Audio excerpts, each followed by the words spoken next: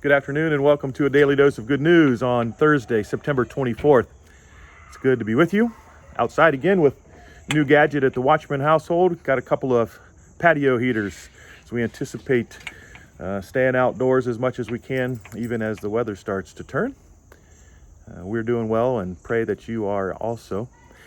The daily news for today, daily good news, comes from the book of James, chapter 4, verses 11 to 16. Do not speak evil against one another, brothers and sisters. Whoever speaks evil against another or judges another speaks evil against the law and judges the law.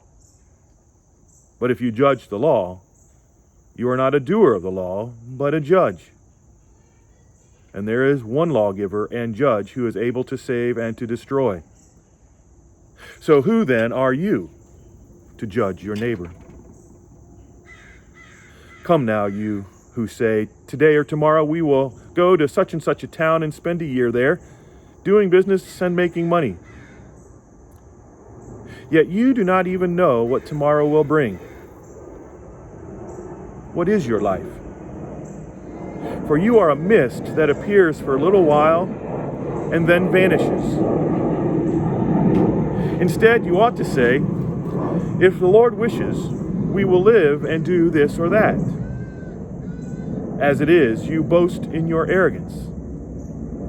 All such boasting is evil. Here ends the reading. As the Lord wishes.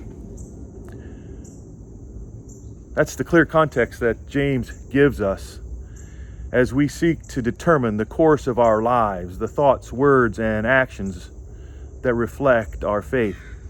If the Lord wishes, establishes a context where the Lord alone is judge, expecting that we will neither speak evil of each other nor judge one another, since both are counter to the law by which the Lord alone judges.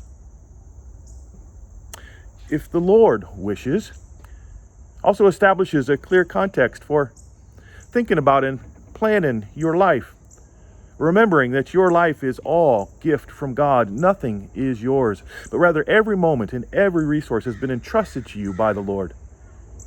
And your actions then become a reflection of your response to that gift. If the Lord wishes, it gives clear context for a humble posture to our lives of faith, even in challenging times such as these. I have to admit that this morning perhaps I was looking too hard for what the Lord wishes in terms of the events in Louisville recently.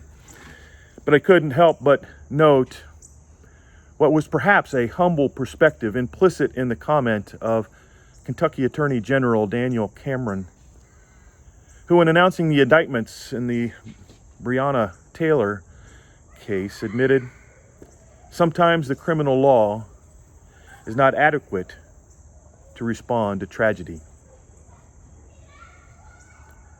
To be sure, a warrant to investigate drug activity in an apartment where there ends up being no drugs is tragic. Shots fired wildly in the tension of a night is tragic. The unarmed Breonna Taylor, killed by 5 shots, is beyond tragic. Even 2 police officers shot during protesting in Louisville last night is tragic. The ambiguity of our human relationships and community means that sometimes the criminal law is not adequate to respond to tragedy. And this is certainly one of those times, even as the FBI continues its civil rights investigations in the matter.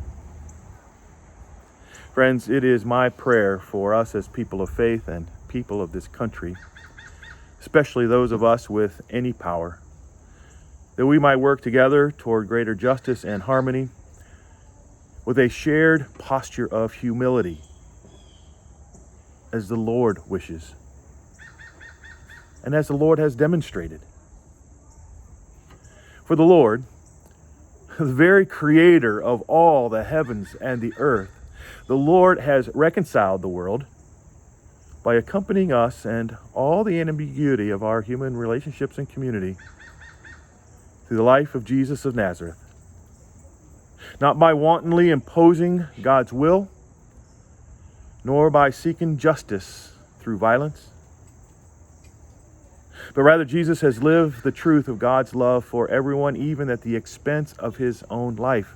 So humble was he, until the Lord raises him again, revealing that kind of humble life and love alone is eternal. As the Lord wishes, the Lord has humbly demonstrated and calls us to the same, with all the power we might have to help reconcile the human relationships in our communities. Amen. Hope you enjoy the rest of the day. I'm not aware of any additional prayer concerns to raise at the current time. We'll speak with you again tomorrow. Bye-bye.